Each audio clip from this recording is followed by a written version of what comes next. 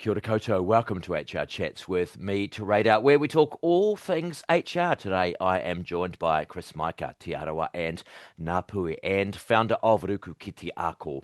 With over 20 years of learning and development across both government and private sectors, Chris is known for creating meaningful cultural learning experiences that empower people to grow with confidence. But today, we're going to be talking identity, cultural assimilation, and finding a sense of belonging in the workplace and beyond. A massive thanks to Chris for sharing his time. Kia ora, Chris. How are you?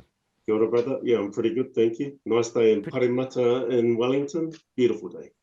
Beautiful day. Look, it's a beautiful day up here in Tamaki Makaurau, Auckland as well. And I think once we've finished this, I'm going to go and mow my lawns, because that's the nice thing about working from home. Chris, today we're going to have a kōrero about assimilation.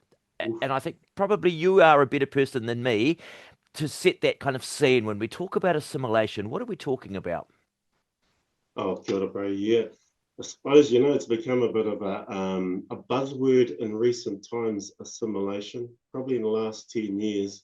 And, if you were to look in the dictionary and see what that actually means, typically I'd say something to the effect of a dominant culture influences minor cultures around their way of doing things and what that looks like in everyday life. So that's the technical term.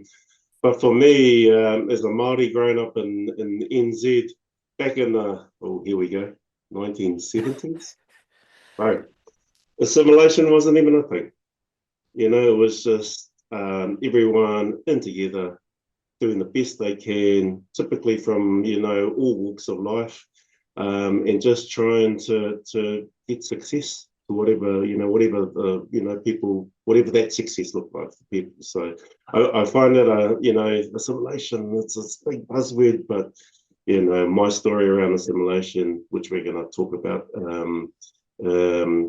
it'll be interesting. To actually unravel that a little bit more with you. Yeah, because it's interesting, because when I think of it as that kind of strategy through the sort of the 19th, 20th century, where, we look to assimilate people by making everybody speak English, do various other bits and pieces. The assimilation we're thinking of now, when we talk about this, is it different from that? I guess it's just become a thing, hasn't it, really, in recent times, and people are more aware of what that history and our history is and was.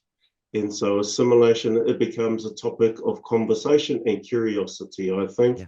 And I think it's healthy that we talk about it and say, yeah, that was part of our past, but what does the future look like? What are opportunities to actually put that assimilation thing to the side and go, what does collaboration look like going forward, which is a much more positive spin, I think. Absolutely. Hey, look, we can't talk about the future without looking back to the past. This is a personal story for you as well. A story of experiencing assimilation, and I guess that need to fit in order to survive, I guess, in the workplaces, in communities. What's your earliest memories of assimilation? So I sort of I gave you a snapshot of growing up in the 70s. So I grew up in Rotorua. In a little place called Te Whakarewarewa. Now, if you've ever been there, it's the gateway to the thermal areas of Rotorua. Te Puia is what it's called today. And so I grew up in that little village. Now, unique thing to that village, to actually get into the village, you've got to cross over what's called the Puaringa stream. And in that stream, back in the day, and I'm not too sure it still happens today, but back in the day, you would see Maori children swimming in the river, and they would ask the tourists for coins. So throw pennies into the kids. And that was my first job as a 3-year-old, was to learn how to swim and to ask for pennies and dive for pennies in the river. And so, growing up in quite a unique setting, very community-focused area, whānau focused, everyone looked out for everyone else. Because back in the day, bro, there weren't signs up in health and safety about being safe. It was a bit sort of, it was pretty obvious that there were risks in the area, which was quite volatile. And we as kids, the adults never told us what to do. The kids figured it out, and the old ones looked after the younger ones. And that's just the way it was in this community. It was that pretty tight knit, and everyone looked out for everyone else. Now, I went to school in that area, and predominantly, I would say probably 80% Māori in that school, tight knit. And so my first experience of this thing we call assimilation was being at school, and I came under the guidance of a Pākehā teacher, and he was a huge influence on me in terms of just showing me a different way. And what I really enjoyed about him was he really was encouraging of me to bring my voice to the kaupapa. He was not afraid to have a laugh at himself. You know, he was the classic dude with the shirt and the walking shorts. And I knew as soon as you started talking, I reckon I was picturing a guy in walk shorts. and He the had the bro long was socks just and like sandals and long socks, or just the a walk whole shorts. shebang, a whole shebang. And but the thing I loved about him, he just loved taking the mickey out of himself. And I was just like, I hadn't been sort of exposed to males that were able to do that, and because he was able to relax and be, you know, sort of poke jibes at himself, it just made me relax as well. And as a student, I thrived in that environment because of this positive nature this guy was, and he just really encouraged curiosity. He really wanted me to bring my voice to the table. So I was like, wow, you know, I grew up in a Māori community, and it was like some of the typical stereotypical male models that did not portray those strengths. And then there was another guy that I grew up with, and his father was Pākehā, and his mum was Māori, and his father was just awesome, just a kind, giving person, kind with his time and time with his interest in who you were and what was important to you. And we did all the classic things, mate. We went and played rugby, we went and did BMX, we went and started bands, and every time Bill Scott, great man, he was always there in the background supporting us to do these things. And so, you know, we talk about assimilation, and I go, my first experiences of being with Pākehā were positive, you know, and in this tight-knit community, and so, you know, my earliest memories were positive things of being involved in community and different people. And I think that shaped my outlook in life to this day. Yeah. I feel as if we're about to come up to a however moment. When did that however moment? When did this change? When did you notice it changing, or did it change without you noticing? I think the latter changed without me noticing over time. And so from Rotorua, I played rugby, as you do.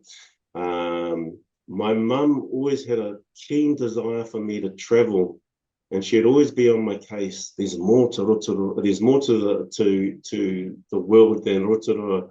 You know, go and experience different places and different people and different cultures. So I finally did that in my 20s. I decided I was going to head overseas. And I said to my mum before I left, because I was like, no, Rotorua's me. That's all I want to do. And I said to her, I'm going to go over to Scotland for 6 months, and I'm coming home straight after that 6 months finished, 6 years later. And I'd experienced heaps in Europe, and just being with exactly as my mum had portrayed to me. I just fell in love with being involved in different cultures and different ethnicities. And I guess never lost the fact that I was Māori, but didn't know enough about myself to be really confident in my Māori self. So I guess when I returned from overseas, that started a bit of a journey of who am I and who is this person that I look at every day, and then it started into my work life and my career, which I guess is a kōrero we're going to have a talk about now. Yeah. But yeah. Yeah. So when you move, you come back and you move into that career, was there, when you look back at it now, a pressure to assimilate, to fit into to the people that you were working with? I guess there's an aspect of that. No matter what job I've gone into, way of doing things, the organisation that you work with, regardless of culture. And so my earliest times, and I was in a sales and marketing area, which was very ruthless. I don't know if you've ever done sales, but it's pretty cutthroat and it's commission sales, and you've just got to go out there and you got to find the business and you got to convert. And so one of my first jobs was in that space for 7 years. And so and I work with lots of Māori and lots of Pacifica in that space as well. And we're all the same, all trying to achieve sales goals and sales revenues. So, in some aspects, we didn't bring our true cultural perspectives to the kaupapa, but those sorts of things would play out probably outside of the workplace when we would meet and would gather and would get together and would have parties and, we could relax and be ourselves. So, it was always bubbling under the surface.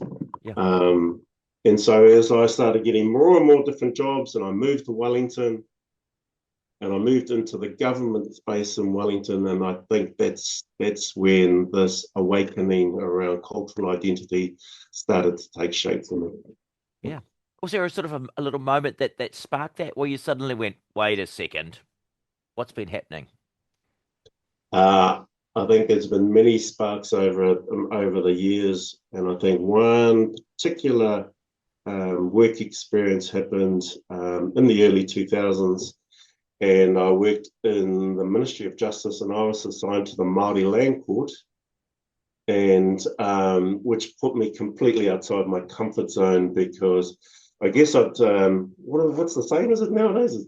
Imposter syndrome. I felt the imposter syndrome going into the Māori Land Court, having really not spent a lot of time in my own culture and being, involved in that. And here I was in this environment which was completely Māori focused. And so that discomfort was probably an instigator for change for me. Yeah. Yeah, definitely. Yeah. I mean, because that is a pretty intense environment to go into. Were you fluent in te reo? Were you and tikanga? Was there all of that, or did you feel that you'd sort of missed a little bit of that as you'd gone through your career and your journey to getting up to that moment in time? I definitely missed a lot of skills around cultural identity. Te reo, although I have good pronunciation, I am not fluent. So I lacked there. I had a good understanding of tikanga because we'd been brought up that way. So that came fairly natural to me. So, I had to pick up te reo in some aspects of my role within the Māori Land Court because that was expected of me. I remember being interviewed for the role, and the dude, Desmond was my boss. He interviewed me and he asked me this question. He said, how do you fit cultural congruence into your everyday situation? I was just like, what? what is that? And he was like, how do you fit? And I was like, can you tell me what congruence means? He Yeah. goes, and he said, how do you fit tikanga into a work program? And I said, I just know that in a role like this, you need to have an idea of what tikanga is, because before you get to the mahi, we actually have to get to know each other. So that's pretty much guided by tikanga. And so I understand you have to build that into. And he was like, good answer. I like that. So, I had some skills in that space to actually facilitate that. And I guess I looked the part, right? So.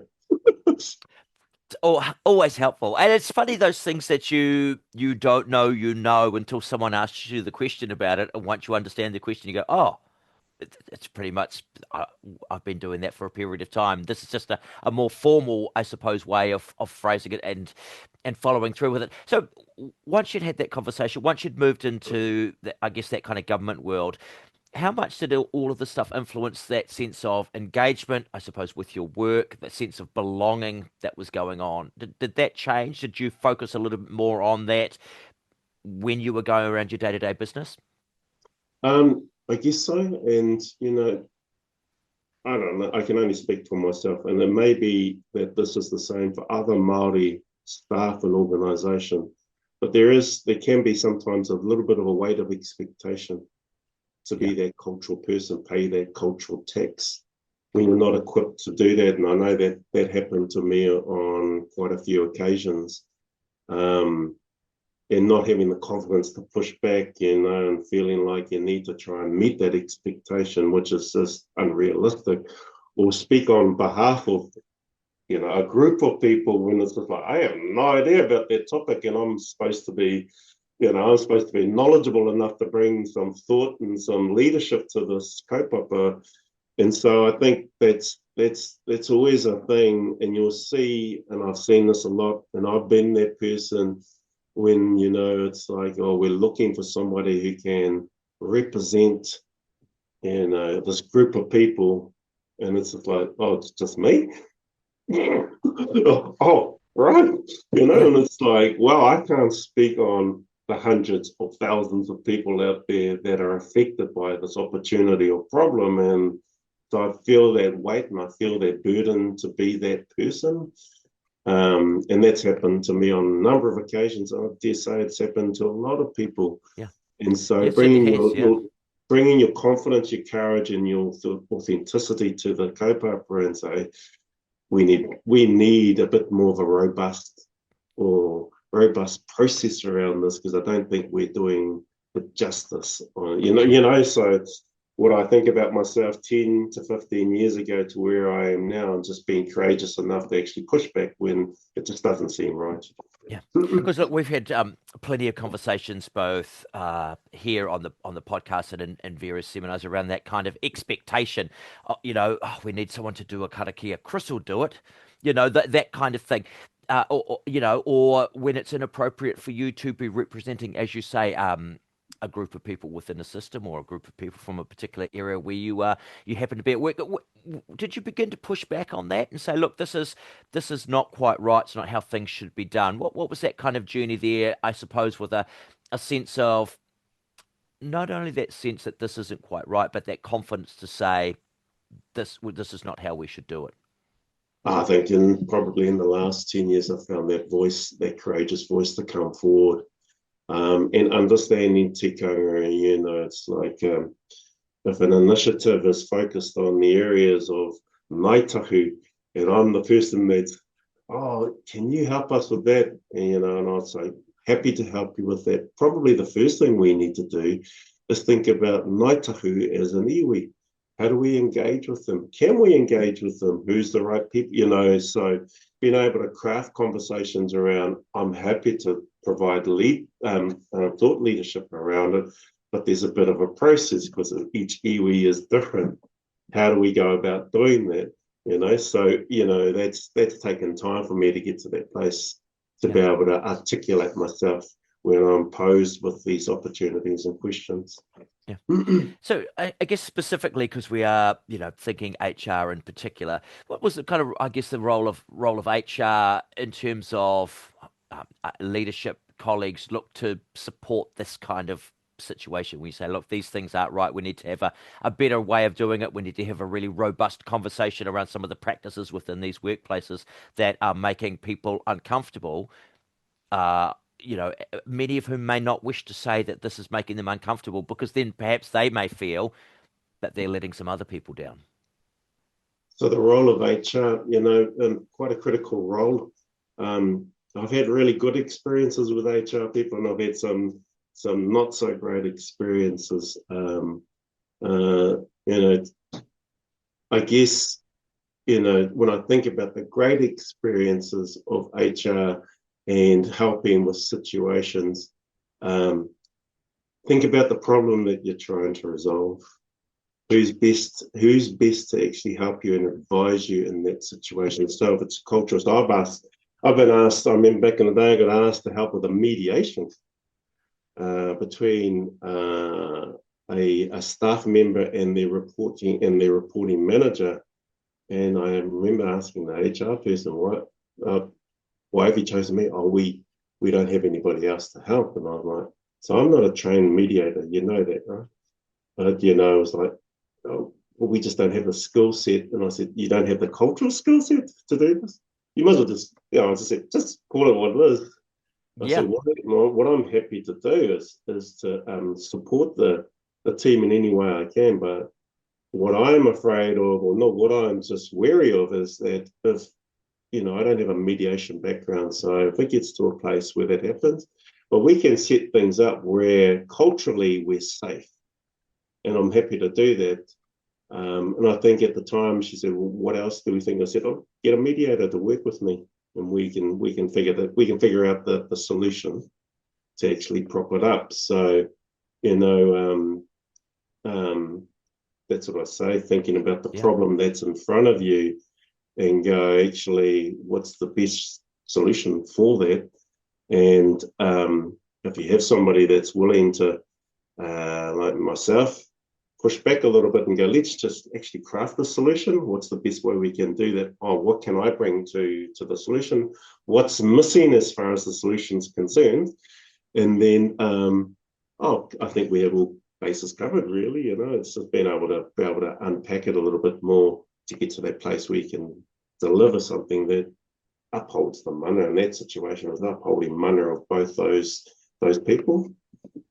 I don't know if that answers the question, bro, but look, it does. And there's no shortage of bad situations. What's been is perhaps an example of of a really good outcome because often people, Maori, Pacifica, there are many other cultures. They don't want to be seen to be pushing back because, again, within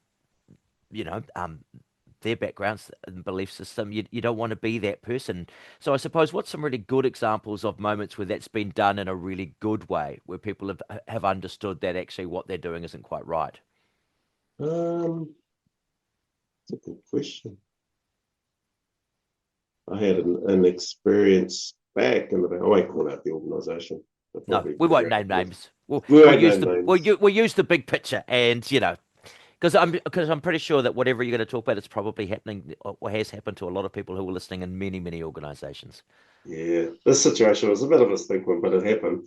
I was supposed to give a report back to quite a senior leadership group on some initiative that I was working on.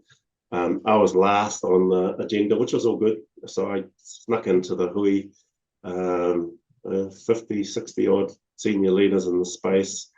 And the previous speaker had gone overtime and gazumped me. They ran out of time. Anyway, the senior leader of the group said, "Oh, sorry, Chris, we've gone over time, and people have got to catch flights and so we're going to actually finish soon. Would you mind coming back next week?" And I said, "No problem. Yeah, no problem. However, can you do us a favour and close with a karakia?" And I said, "Oh," and I had to think on my feet. And I said, "I think what's probably better," because the karakia was up on the screen. I said, "I think what's probably better is that you and I do the karakia together." And so, I was just trying to be thoughtful about him and upholding his mana. So I spoke to an HR person after that, and I said, I just felt culturally unsafe in that situation. I said, I could tell his intention was kind, but the way he went about it probably didn't land kind to me. It was sort of smacked of a little bit of tokenism. Yeah. And then she gave me some really good advice, and she was like, "Here are some options for you to explore around next steps." The option I finally landed on is having a conversation with the senior leader. She facilitated that conversation. She helped us come to a place of understanding and resolution, so that our working relationship could continue on, which I thought was a nice way of bringing that all together and quite mana enhancing for both of us. Yeah. She praised me on my ability to think on my feet because she said, "What did you want to do?" I said, "I'm not going to tell him to get stuff. I'm not going to do a karakia."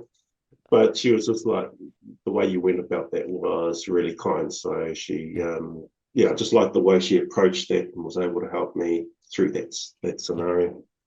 Because it strikes me that a lot of this people don't know what they don't know, No, and unless it's I think this strikes me as a really good example of being able to bring something up in a situation so that, as you say, the mana of everyone is upheld, but going on from now, people are aware that this is not the way that things are done. yeah, and I know I always, he says, hand on heart, try to lead with keeping mana of those who I'm dealing with at the forefront. Although I say that with confidence from the last 10 years, probably the 10 years prior to that, not so much. But that is the benefit of growing older and wiser. Oh, look, we all try to grow older and older and wiser. Do you think that on the whole, people understand that particular journey that we're on and are open and willing to learn, or are you still experience or hearing other people experience just hitting these roadblocks or being I suppose harshly critiqued when they say, "Hang on, this isn't the way that things should be done."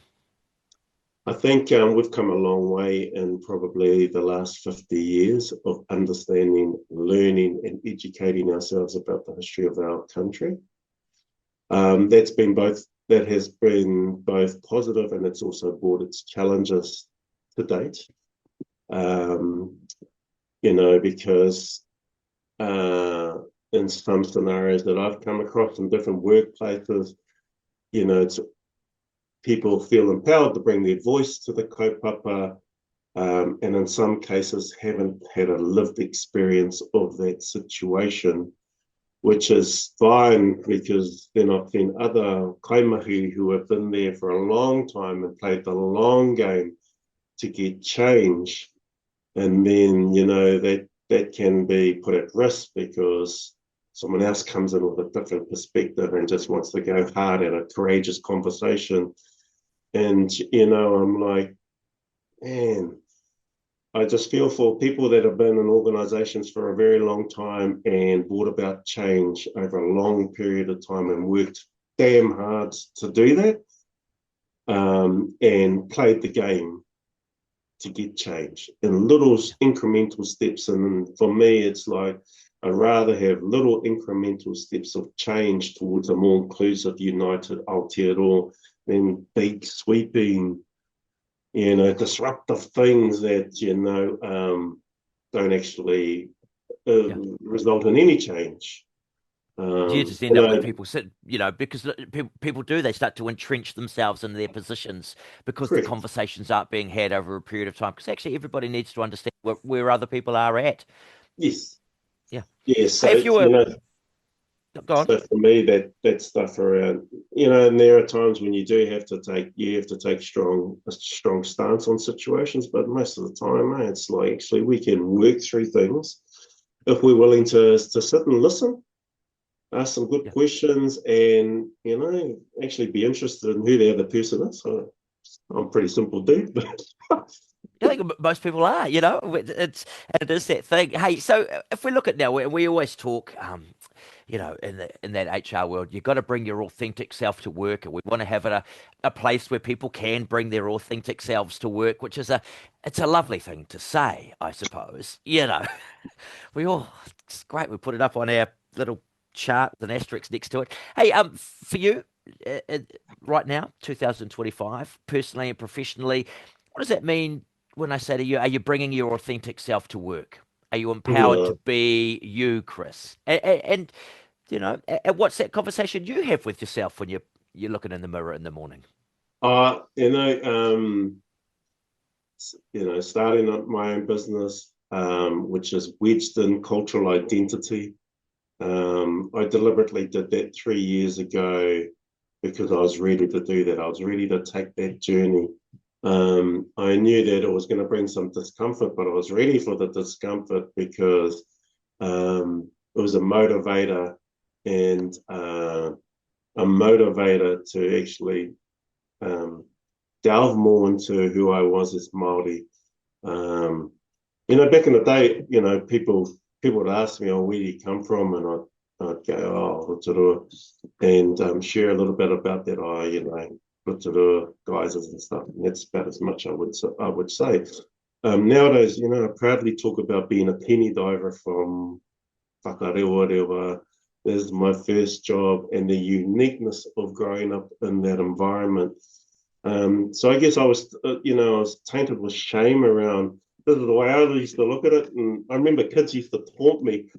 I'm not going to swear anything, but they used to say, "Oh, you're tall, you're poor, and you're black." And so those things stuck as a kid, and I'm like, Yeah. tall. I hated being tall, 6'4". Yeah. I hated being poor, and I hated being dark, and I am still that way today a little bit. But that sort of stigma sticks with me, and so nowadays I'm very confident in talking about myself, because if you can't talk about yourself, who can you talk about? You know, Well, that's so, exactly right. Yeah. and so I think, and that has served me well in recent years, because people can see that and I don't want to, I don't want to sort of hype myself up to be anything, but I'm modest. I'm a modest person. I'm humble. I have good intentions. I want to work collaboratively and in an inclusive situation. And it sort of was the way I was brought up in a Yeah. Māori environment, around the focus on the collective effort. And I just don't know any other way. And um, I've been, in recent times, I've been confident enough to take it there and say, that's the way I want to. Yeah. I think that's the way our country should be moving Yeah. forward, is more collectively Yeah. and inclusively, Sort of seems, it's almost a full circle because of everything I've read around Whakarewa, the penny divers. I've just finished really good autobiography of someone who grew up there. There was always this real sense of inviting visitors in to share an understanding of tikanga, of history, of all of that kind of thing. And look, there you were as a penny diver in that world, and here you are now, some years later on. We're not in the 70s anymore, doing a similar thing. What's a day look like for you in the business? Yep. Going into Um, workplaces and various things. yeah. So day to day, no day is similar. Although I'm a very structured person. Let's just say that. So I do appreciate structure, and it's probably from 20 years of working in government. So there is some positive stuff around working in quite a structured corporate environment. So structure is important to me, and day to day it could be stuff around trying to do business development. It might be around creating content for online learning. It might be holding workshops around formulating ideas and doing co-design, and maybe working on a particular project and facilitating conversations, and maybe talking to a group of people about different stuff that I'm doing. So no day is the same, and I love it, bro. I love being able to present my culture to the world, and sort of, I hope when people see my stuff, they get a sense of the desire to work together and collaboratively and move forward together. I just think New Zealand is in a interesting situation. I don't want to go politics, but interesting situation. But it's great because we get to look at this stuff and go, actually, this could be the catalyst for us just to, go Yeah, forward. yeah. Interesting is it's one of those words that does a lot of heavy lifting. Sometimes the word interesting, and I guess, do you see a generational difference? You got young people coming through. They've been through kuta kaupapa. They're very fluent, and they're coming into systems where long conversations have been had to allow people to understand where they are. But you know what young people are like. Everything right now. Do you have Yes. conversations with some of those people to say, hi-ho. Actually, there's a change is ongoing. But actually, sometimes you do need that little bit of extra energy to come through and butt heads.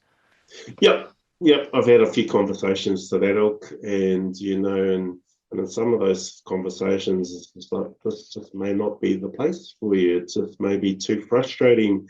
The pace of change is slow.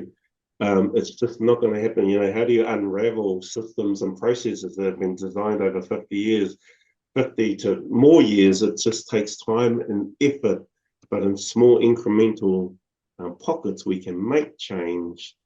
But if you're expecting it to be faster, it's just not going to happen that way. I can remember having a conversation to that effect with one young Tāne, and he was just like, how do we freaking change this? And it's just like, it's the long game, my bro. It's the long game. It's been created over a long period of time, and to unravel it will take a long period of time. Look at what I tell you what, Chris, it's one conversation at a time, and if there's anything that's you just never know who your allies are simply by looking at them. There'll be someone there that you'll think, and then all of a sudden they'll say something and you think, you get it, you get this. Brilliant. Are you happy? Am I happy? Yeah. That kid who in the beautiful waters down there diving for pennies, welcoming people into that geothermal wonderland. What do you reckon he'd think of you now? I think he'd be pretty happy with the person that he's looking at, knowing that he's had a journey. He's had a journey of finding identity, and he's come back to me. I think that's what he'd say. So he's come back to me. Brilliant. Chris, hey, look, thank you very much. As I say, we've had a lot of conversations around this assimilation and being your real self at work. So it's really nice to speak to somebody who's had that very long and very thoughtful and considered journey into 2025, Chris, founder of Ruku ki te ako. Thank you very much for joining us on HR Chats. Any final thoughts? Oh, bro, just that question about happy. I was talking to my wahine. We went away for a nice weekend. Raumati South, beautiful part in Wellington, love it. And we were talking about happiness. In the past, I would say to my partner, you make me happy. But nowadays, I just say, I'm happy and you're a big part of it. Hey, look, I can't think of it. That's my parting shot. I reckon that's awesome. I'm going to leave it exactly at that. So, hey, massive thanks to Chris. Another excellent HR chat with me to radar. If there is anything that you would like us to talk about, do feel free to get hold of the good folks at HRNZ. We're happy to talk anything HR or HR related. But from me to radar for now, goodbye.